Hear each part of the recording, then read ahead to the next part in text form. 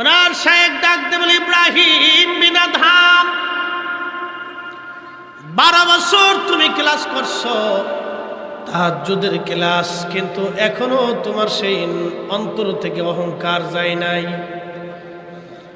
তোমার যে সম্পদের গরিমা ছিল, ক্ষমতার গরিমা ছিল, এটা এখনো যায় নাই। এটা দূর করতে হলে আরো 12 বছর ক্লাস করা লাগবে। চিৎকার মেরে জোরে বলেন সুবহানাল্লাহ। কি ক্লাস ছিল! বলে হুজুর এটা কি করে সম্ভব? এখানে যারা উলামা ইকরাম আছে তাদেরকে জিজ্ঞেস করেন তো, কামিল শেষ করতে, দৌরা শেষ করতে, ইফতা শেষ করতে মিনিমাম হলে 20 থেকে 22 বছর লাগছে। ক্লাস 1 থেকে শুরু করে তো 20 থেকে 22 বছর একজন মানুষ একটা সার্টিফিকেটের জন্য পরিশ্রম করলাম, নিজের নফসটাকে, কালবটাকে জিন্দা করার জন্য, তাজকিয়াতুন নফসের জন্য, আল্লাহকে সন্তুষ্ট করার জন্য আমরা কতদিন পরিশ্রম করছি। দুনিয়ার জীবনে বাড়ির জন্য পরিশ্রম করলেন, গাড়ির জন্য করলেন, স্ত্রীর জন্য করলেন, সন্তানের জন্য করলেন, ভালো একটু রুটি রুজির জন্য করলেন, সুন্দর করে থাকার জন্য পরিশ্রম করলেন। বলেন তো আল্লাহ পাওয়ার জন্য কি করছেন? শেষ। আর ওয়াজ লাগবে না। আল্লাহ পাওয়ার জন্য আমি আর আপনি কি করছি? আল্লাহকে খুশি করার জন্য আমি আর আপনি কি করছি? এতটুকুনি শেষ, কিচ্ছু করতে পারিনি। দুনিয়ার একটা সার্টিফিকেট পাওয়ার জন্য একটা ছেলে মাস্টার্স কমপ্লিট করে ইউনিভার্সিটি থেকে বের হয়ে তারা অন্তত 26 বছর চলে যায় সেশন জটমট দিয়ে। তো 26 বছর পরে সে একটা সার্টিফিকেট পায়, তাও মামু ছাড়া চাকরি হয় না। আমরা দেশের সিচুয়েশনে মামু ছাড়া চাকরি হয় না। তো 26 বছর একটা সার্টিফিকেটের পিছনে দৌড়ে মামু লাগে। ওই ছেলেটা 26 বছর একটা সার্টিফিকেটের জন্য দৌড়াইল, কিন্তু আল্লাহ পাওয়ার জন্য কয়দিন দৌড়াইছে? একদিনও না। ইব্রাহিম বিন আদহাম আরো 12 বছর তাহাজ্জুদ পড়লেন, 24 বছর গেল না। আবার পরীক্ষা, 24 বছর পরে পরীক্ষা, সেই পানি উঠানো নিয়ে আবার ঝগড়া। এবার ইব্রাহিমের মুখের মধ্যে থাপ্পড় মারছে তার পীর ভাই। ইব্রাহিম বিন আদহাম হাতটা ধরে বলতেছে, ভাই রে, আমার ভুলের কারণে তোমার মনে ব্যথা পেয়ে গেছে, কষ্ট দিয়ে ফেলছি, তুমি আল্লাহর রাস্তায় আমার মাফ করে দাও। আজকে শুধু সংশোধনী হয় নাই, দিল এতই নরম হয়ে গেছে যে থাপ্পড় খাওয়ার পরেও কোনো কথা বলে নাই, আরো ক্ষমা চেয়ে নিচ্ছে। তখন তার শায়েখ বলল, বাবা 24 বছর পরে তোমার ক্লাস পরীক্ষায় তুমি পাশ করছো। একসাথে বলবেন আল্লাহু আকবার। এটার নাম হচ্ছে ইয়া আইয়াতুহান নাফসুল মুতমাইন্না, প্রশান্ত আত্মা। যে আত্মা আল্লাহর কাছে নিজেকে সারেন্ডার করে, আসলামতু লিরাব্বিল আলামিন, যে আত্মা আল্লাহর কুদরতি কদমে নিজেকে সমর্পণ করে, সে আত্মাকে আল্লাহ বলছেন, আসো, ইরজিই, আসো, তুমি চলে আসো, আমি সন্তুষ্টির দিকে আসো। ফাদখুলি ফি ইবাদি ওয়াদখুলি জান্নাতি, তুমি আসবা, তোমার কবরটাকে আমি আল্লাহ জান্নাত বানাই দেব। আসতে হয়ে গেল না? আর একটু জোরে বলবেন সুবহানাল্লাহ। এই জন্য আল্লাহ রাসূল বলেছেন, আল কবরু রাউযাতুম মিন রিয়াজিল জান্নাহ, কারো কারো কবর আল্লাহ জান্নাতের টুকরা বানাই দেয়। প্রিয় উপস্থিতি, খুব মনোযোগ দিয়ে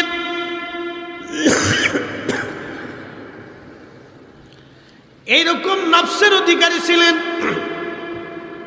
সাহাবায়ে কেরাম, নফসে মুতমাইন্নার অধিকারী ছিলেন সাহাবীরা। আল্লাহকে এমন ভাবে তারা খুশি করলেন, এমন ভাবেই তারা রাজি করলেন। নবীর একজন সাহাবী ছিলেন, তার নাম আব্দুল্লাহ ইবনে হুযায়ফা রাদিয়াল্লাহু আনহু। আব্দুল্লাহ ইবনে হুযায়ফা রাদিয়াল্লাহু আনহু হযরত ওমরের আমলে রোমানদের সঙ্গে বিরাট বড় যুদ্ধ বেঁধে গেল। পৃথিবী বিখ্যাত একটা সাম্রাজ্যের নাম রোম।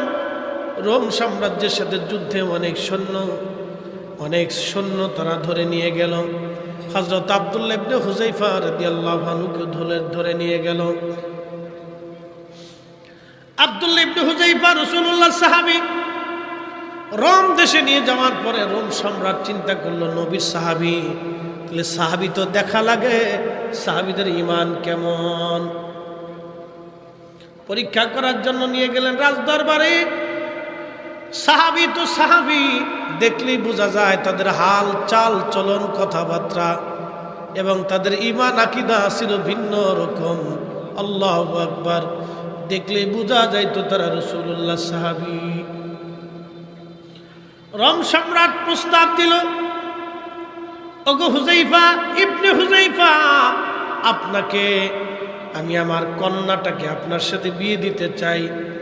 আপনি কি বিয়ে করবেন? আপনি রাসূলের সাহাবী, আমি আমার মেয়েটাকে আপনার সাথে বিয়ে দিব, কিন্তু একটা শর্ত হলো আমার মেয়েটা আপনি বিয়ে করবেন, কিন্তু শর্ত হচ্ছে আপনি খ্রিস্টান হয়ে যাবেন, তাহলে আমি আমার রোম সাম্রাজ্য আপনারে দিয়ে দিব। চিন্তা করেন, সাহাবীরে টোপ দিতেছে, দেখি রাসূলুল্লাহর সাহাবীর ঈমান কতদূর আছে। আব্দুল্লাহ ইবনে হুযায়ফা বললেন, হে রোম সম্রাট, জমিনে এসেছিলাম খোদার জমিনে খোদার দিন প্রতিষ্ঠিত করার জন্য, কিন্তু আজকে আমি শহীদ হই নাই, তোমরা আমাকে ধরে নিয়ে আসো। তোমার কন্যাকে বিবাহের প্রস্তাব দিয়েছো, শোনো, ঈমানের বিনিময়ে তোমার মেয়ে লাগবে না।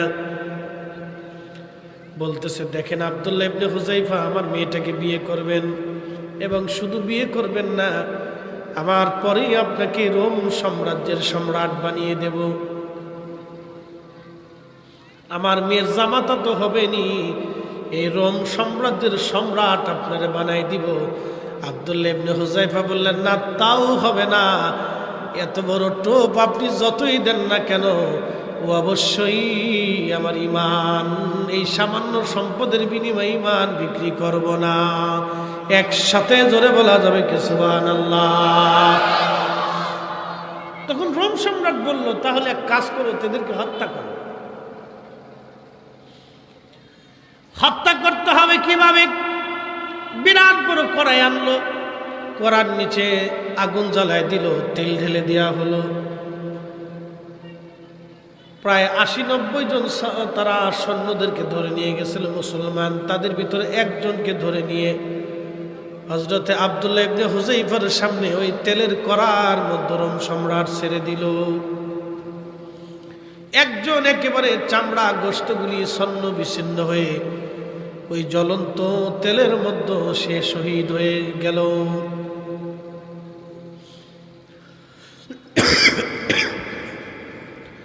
রোম সম্রাট বলে, আব্দুল্লাহ ইবনে হুযায়ফা,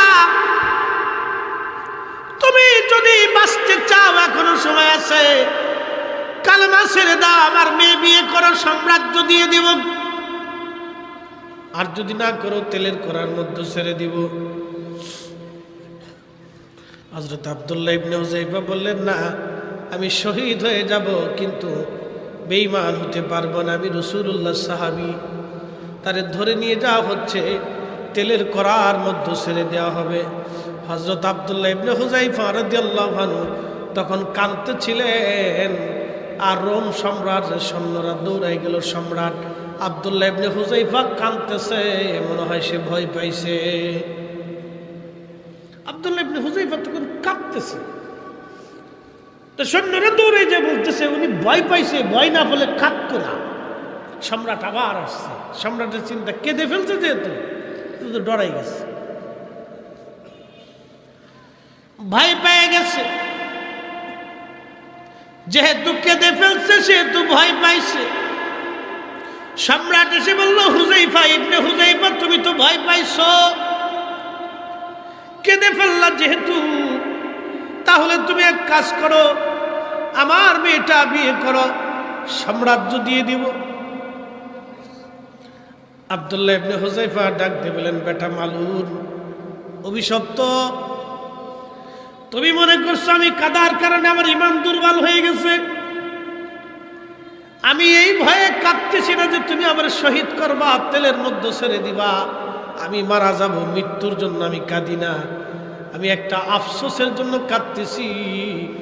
আল্লাহ যদি আমার পশম পরিমাণে হায়াত দিত আর এই বারে বারে দিনের জন্য শহীদ হতাম, আবার আল্লাহ জিন্দা করতো, আবার শহীদ হইতাম, এই আফসোসের জন্য আমি কাঁদতেছি। আল্লাহ কেন আমার একবার হায়াত দিল? আল্লাহু আকবার। না না হয় না, আরো জোরে বলেন আল্লাহু আকবার। এরা ছিল নফসে মুতমাইন্না, প্রশান্ত আত্মা। আমার একটা মাত্র জীবন, এই একটা জীবনের জন্য আমি কাঁদতেছি, আল্লাহ কেন আমার একটা জীবন দিল, আরো জীবন কেন দিল?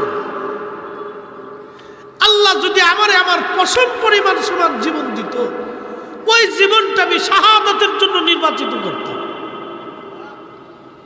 সুবহানাল্লাহ। কি আসতে না জোরে? তাদেরও আত্মার, আমরারও আত্মা।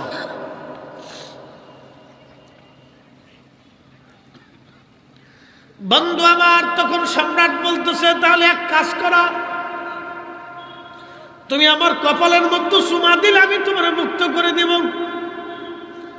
আব্দুল্লাহ ইবনে হুযায়ফা বললেন, সম্রাট, তোমার কপালে চুমা দিলে তুমি আমার মুক্ত করবা না?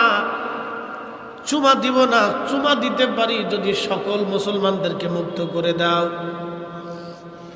সব মুসলমান যদি আমার সাথে যারা অ্যারেস্ট হয়েছে সবারই যদি মুক্ত করো, তাহলে তোমার কপালে একটা চুমা দিতে পারি। এক চুমায় যদি আমার দিনী ভাইয়ের ইমান দিন বেঁচে যায়, জীবন বাঁচে, তাহলে একটা চুমা দিতে পারি। তখন তিনি একটা চুমা দিছিলেন। হযরত ওমর রাদিয়াল্লাহু আনহু মাঝে মধ্যে মশকরা করতেন, তুমি এক কাফেরের কপালে চুমা দিছ। উপস্থিতি খুব মনোযোগ দিয়ে, এরা নফসে মুতমাইন্নার অধিকারী ছিলেন। তারা আরেকজন সাহাবী ছিলেন হযরত হুযায়ফা রাদিয়াল্লাহু আনহু এবং আব্দুল্লাহ আনসারী রাদিয়াল্লাহু আনহু। যারা নফসে মুতমাইন্নার অধিকারী হবে, তাদের কবরে আল্লাহ কি পরিমাণে তাদের মর্যাদা দেয় দেখেন। এটার একটা বাস্তব উদাহরণ। নফসে মুতমাইন্না, প্রশান্ত আত্মা, যারা আমাদের সমাজে ক্লিকবাজি করে না, অশান্তি বাঁধায় না, ঝামেলা পাকায় না, প্রশান্ত আত্মা। কিছু মানুষ দেখবেন এলাকায় বেহুদা ক্লিকবাজি করে বেড়ায়, গীবত করে, ভুতান করে, এই শগলখুরি করে। এগুলি কিছু, বেশিরভাগ হলো মহিলা। আমরা দেশে দেখবেন কিছু পান খাওয়া বেডি আছে, খালি পান খায় আর সারা গ্রাম করে খালি ঘুরে বেড়ায়। এই বাড়ির দোষ ওই বাড়ি, ওই বাড়ির দোষ ওই বাড়ি, এই বাড়ির দোষ এই বাড়ি, এই বেডির দোষ ওই বেডির কাছে, ওই বেডির দোষ এই বেডির কাছে, বউয়ের দোষ শাশুড়ির কাছে, শাশুড়ির দোষ বউয়ের কাছে বইলে উত্তপ্ত করে। এই যে পান খাওয়া বেডি, কোনো কাজ নাই, এই বেহায় বেডি খালি পান খায় আর খালি গ্রাম করে ঘুরে বেড়ায় আর শুধু অশান্তি করে। কত নারীর সংসারে নষ্ট করছে তার হিসেব নাই, কত ফ্যামিলির ভিতরে ঝগড়া বাঁধাইছে তার হিসেব নাই। অসুস্থ আত্মা, এরা অসুস্থ। তা আমাদের সমাজের ভিতরে যারা বিশৃঙ্খলা তৈরি করে, এরা অসুস্থ, অসুস্থ আত্মা। বলে হুজুর, সুস্থতার মর্যাদা কি? রাসূলুল্লাহ সাহাবী হযরত হুযায়ফা এবং আব্দুল্লাহ আনসারী রাদিয়াল্লাহু আনহুর ইন্তেকাল হলো 1400 বছর প্রায়। আজ থেকে 1933 সাল নবীর দুইজন সাহাবীর কবর ছিল ইরাকের দজলা নদীর পারে। ওই কবর থেকে দজলা নদীর পারে কবর, দজলা নদী কবরটা ভেঙে ফেলেছে। পানিগুলি বারবার কবরের মধ্যে ঢুকে, ঢেউয়ে ঢেউয়ে ঢেউয়ে ঢেউয়ে কবরের মধ্যে পানি ঢুকে। হযরত হুযায়ফা রাদিয়াল্লাহু আনহু স্বপ্নের ঘরে এসে বললেন, ও বাদশা ফয়সাল, তখন ইরাকের যিনি বাদশা ছিলেন তার নাম ফয়সাল, বাদশা ফয়সালকে বললেন, বাদশা ফয়সাল, আমি রাসূলুল্লাহ সাহাবী হুযাইফা বলতেছি, আজকে আমার কবর দজলা নদী ভেঙে ফেলেছে, পানিগুলি আমার কবরের মধ্যে প্রবেশ করে আমার কষ্ট হয়, তাড়াতাড়ি করে আমার কবর সরাও। আমার বন্ধু নবীজি সাহাবী আব্দুল্লাহ আনসারী, তার কবরটা স্যাঁতস্যাঁতে হয়ে গেছে, তার কবরটাও তাড়াতাড়ি সরাও। একসাথে হবে না সুবহানাল্লাহ? নফসে মুতমাইন্নার মর্যাদা কি দেখাইতেছে, একবারে প্র্যাকটিক্যাল বাস্তব। নফসে মুতমাইন্না রিয়া, কামনা, বাসনা, আকাঙ্ক্ষা, অহংকার, অহমিকা, হিংসা, বিদ্বেষ, এগুলি থেকে নিজের নফসকে পরিপূর্ণ মতো কন্ট্রোল করতে হবে, সাফ করে দিতে হবে। নিজের নফস থেকে এগুলি শেষ করে দিতে হবে। যদি পারে নফসে মুতমাইন্নার দরজার দিকে যাবে।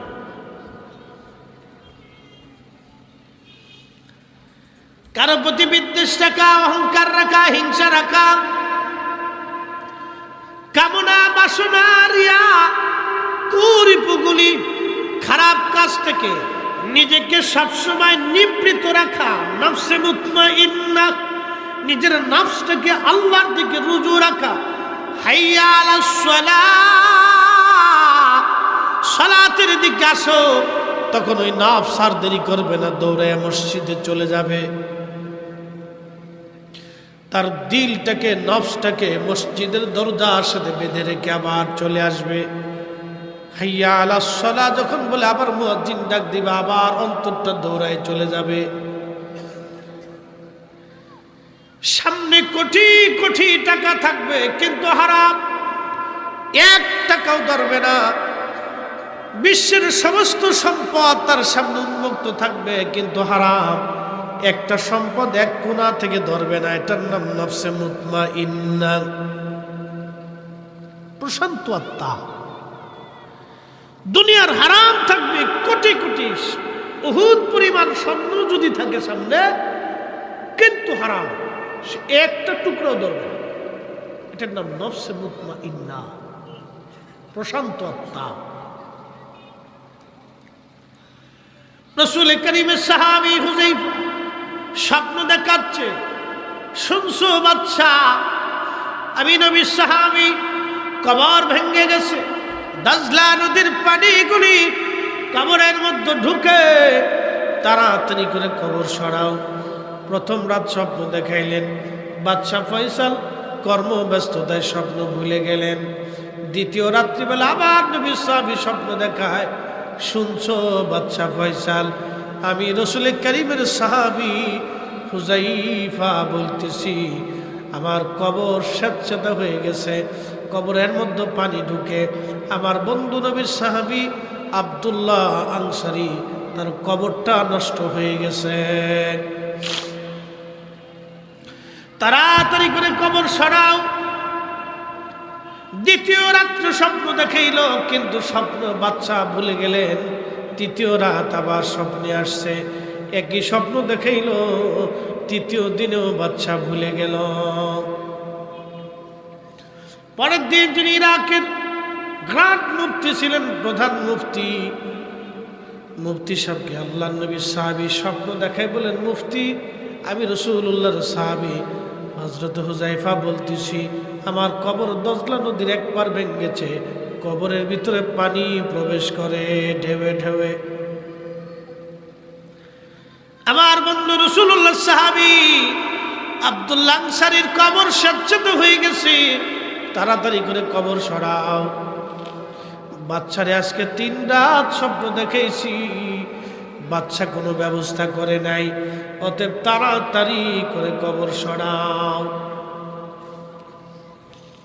প্রধানমন্ত্রী সকালবেলা ফজরের নামাজ পড়ে তিনি চলে গেলেন প্রধানমন্ত্রীর কার্যালয়ে, মা নুরিয়াল মালিকের কার্যালয়ে। নুরিয়াল মালিকের কাছে স্বপ্নের বিস্তারিত কথাগুলি বললেন, ওনাকে নিয়ে বাদশার কার্যালয়ে গেলেন। বাদশার কাছে যখন স্বপ্নের কথা বললেন, বাদশা বলেন, হুজুর আপনি কি করে জানেন? বলে, গত রাত্র নবীর সাহাবী আমার স্বপ্ন দেখাইছে। বলে, আজকে 3 রাত তো তিনি স্বপ্ন দেখাইছে বটে, কর্মব্যস্ততায় স্বপ্নের কথাগুলি ভুলে গেছি। এখন কি করা যায় বলেন? আপনি কবর স্থানান্তর করার অনুকূলে ফতোয়া লেখেন, আমি এটা সরানোর ব্যবস্থা করতেছি। মুফতি সাহেবকে বললেন যে কবর স্থানান্তর করার ব্যাপারে কি কি ফতোয়া আছে, আপনি এগুলি ওলামায়ে কেরাম নিয়ে আগে একটা ডিসিশন নেন, আর আমি ব্যবস্থা করতেছি কি করা যায়। এই স্বপ্নের কথাগুলি সারা অঞ্চলে ছড়িয়ে গেল। তখন হজ চলতেছিল, হাজিদের মধ্যে সংবাদ ছড়িয়ে গেল।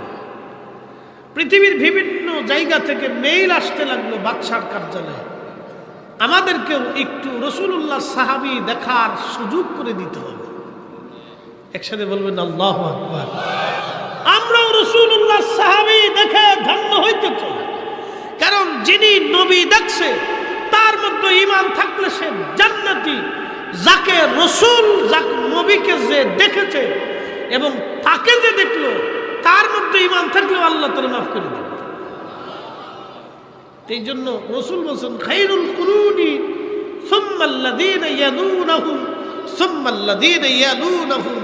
আমার জমানা উত্তম, আমার তাবিনদের জমানা উত্তম। যারা সাহাবীদের কাছ থেকে দ্বীন শিখেছে তারা উত্তম, তাদের কাছ থেকে যারা দ্বীন শিখেছে তারা উত্তম। একসাথে বলা যাবে সুবহানাল্লাহ, আল্লাহু আকবার। তাদের মর্যাদা ছিল এরকম। তো সারা পৃথিবী থেকে মেইল আসতেছে, আমরা রাসূলুল্লাহ সাহাবী দেখার সুযোগ করে দেন। হাজিরা দরখাস্ত দিল, আমাদেরকে একটু সুযোগ করে দেয়া হোক। হাজিদের দরখাস্ত তো আর ফেলে দেওয়া যায় না, কারণ তারা আল্লাহর মেহমান। আরবরা হাজিদেরকে বিরাট সম্মান করে, আরাবিয়ানরা হাজিদেরকে বিরাট বড় সম্মান করে, কারণ তারা জানে আল্লাহর মেহমান, আল্লাহর ঘরের মেহমান তারা। এই জন্য আরবরা হাজিদেরকে বিরাট বড় সম্মান করে। বাদশা এবার নতুন, এদিকে সাহাবীর তাগিদ, তাড়াতাড়ি কবর সরাও। অন্যদিকে সারা পৃথিবী থেকে মেইল আসতেছে। উনি দ্রুত গতিতে মন্ত্রী পরিষদ জ্ঞানীগুণী নিয়ে বসে গেলেন, কি করা যায়। তেনারা কবর দেখতে গেলেন, কবর দেখে দেখলেন কবর এক পাশ ভেঙে গেছে, দজলার পানিগুলি ঢেউয়ে ঢেউয়ে কবরে ঢুকে, ঢেউয়ে ঢেউয়ে দজলার পানি কবরে ঢুকতেছে। আল্লাহর হাবিবের সাহাবীর কবর কিভাবে রক্ষণ করা যায়? বুদ্ধিমান যারা পরামর্শ দিয়ে বলল, বাদশা একটা কাজ করেন, যে পাশ কবর ভেঙে ফেলেছে, পানি ঢুকতেছে, ওই পাশটাকে আমরা সুন্দর করে ঢালাই করে দিয়ে একবারে পানি আসার ব্যবস্থাটা বন্ধ করে দেই, আর ভিতরের পানিগুলি শেষে পরিষ্কার করে একবারে শুকনা বানিয়ে দেই, যাতে আল্লাহ রাসূলের সাহাবীর কষ্ট না হয়। হজ শেষ হয়ে যাওয়ার পরে হাজির আসবে, তারপরে আমরা এখান থেকে সরিয়ে নিয়ে যাব। ইরাকের গভর্নর ছিলেন হযরত সালমান ফার্সি রাদিয়াল্লাহু আনহু। তিনি ইরাকে ইন্তেকাল করেছেন। তার পবিত্র মাজার হচ্ছে সালমান পার্কে ওনার কবর। ওনার কবরের পাশেই 2 জন সাহাবীর কবর খনন করা হলো স্থানান্তর করার জন্যে। রাসূল করিমের বয়ে বৃদ্ধ সাহাবী সালমান ফার্সির কবর, এটাকে সালমান পার্ক বলা হয়। উনি ইরাকের গভর্নর ছিলেন, তিনি ইন্তেকাল করছিলেন, ওখানে ওনাকে দাফন করা হয়েছে। গভর্নর ছিলেন ইরাকের। কত বড় গভর্নর জানেননি? মাসে 6000 টাকা বেতন পেত, 6000 দিরহাম বেতন পাওয়ার সাথে সাথে সব টাকাগুলি আল্লাহর রাস্তায় দান করে দিতেন। ওনার ইন্তেকালের সময় হাতে লাঠি, মাথায় পাগড়ি, গায়ে একটা আবা, শরীরে জুব্বা, আর একটা কাঠের বাসন, আর একটা কাঠের পানির পিয়ালা। উনি ইন্তেকালের সময় খুব কাঁদতেছে। 250 বছর হায়াত পেয়েছিলেন, 250 বছর। সুবহানাল্লাহ, কি বাড়ি যাইয়া 250 বছর হায়াত পেয়েছে। তিনি বসে বসে কাঁদতেছে, ইন্তেকালের সময় খুব কাঁদতেছে। তো সাহাবে کرام বললেন, হুজুর আপনি তো রাসূলুল্লাহর সাহাবী, খুব পছন্দের মানুষ ছিলেন, প্রিয় সাহাবীদের একজন, দিনহীন, তো কাঁদতেছেন কেন? বলে আমি কিয়ামতের ময়দানে রাসূলের সামনে কোন মুখ নিয়ে দাঁড়াবো? বলে কারণ কি? আমার রাসূল ইন্তেকালের সময় দুনিয়ার সবকিছু আল্লাহ রাস্তার থেকে বিলীন করে দিয়ে শূন্য হাতে চলে গেছে। এখন আমার কত সম্পদ জমা হয়ে গেছে, রাসূল যদি জিজ্ঞেস করে আমি কি জবাব দিব? আল্লাহু আকবার। না না হয়েছে না, আর একটু জোরে। যে আমার রাসূলের সামনে আমি কি মুখ নিয়ে দাঁড়াবো? লজ্জা করতেছে, এত সম্পদ জমা হয়েছে। বলে কি জমা হয়েছে? আমার একটা পাগড়ি, একটা আবা, একটা জুব্বা, একটা কাঠের লাঠি, একটা কাঠের বাসন, একটা কাঠের পিয়ালা। কি বুঝলেন? নফসে মুতমাইন্না।